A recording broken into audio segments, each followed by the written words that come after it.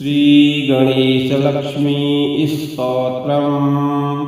नमो महाधरायैव नानालीलाधराय ते सदा स्वानन्दसंस्थाय भक्तिगम्याय वै नमः।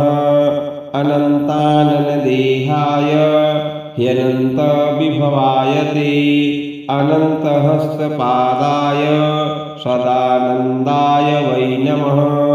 चराचरमयायैव चराचरविवर्जित योगशान्तिप्रदात्रे ते सदा योगीश्वरूपिणे अनादये गणेशाय आदिमध्यान्तस्वरूपिणे आदिमध्य अन्तहीनाय विघ्नेशाय नमो नमः।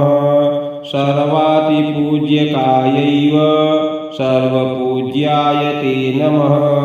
सर्वेषां कारणायैव ज्येष्ठराजाय ते नमः। विनायकाय सर्वेषां नायकाय विशेषतः ढुण्ढिराजाय हेरम्ब भक्तेशाय नमो नमः।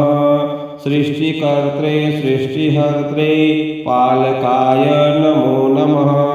त्रिभिर्हीनाय देवेश गुणेशाय नमो नमः।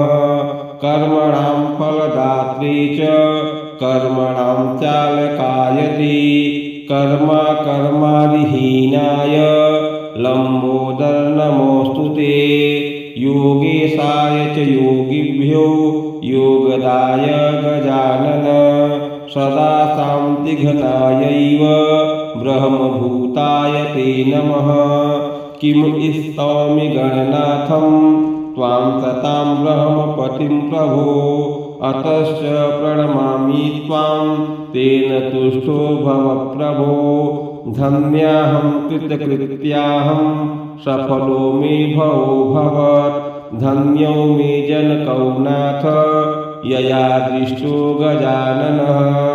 एवं स्तुतवती सा तं भक्तियुक्तेन चेतसा शास्त्रयुक्ता बभूवाथ वाष्पकण्ठा युधिष्ठिर। तामुवाच गणाधीशो वरं वृणुयथेप्सितं दास्यामि ते महालक्ष्मी भक्तिभावेन तोषितः। त्वया कृतं च मे स्तोत्रं भुक्तिमुक्तिप्रदं भवेत्।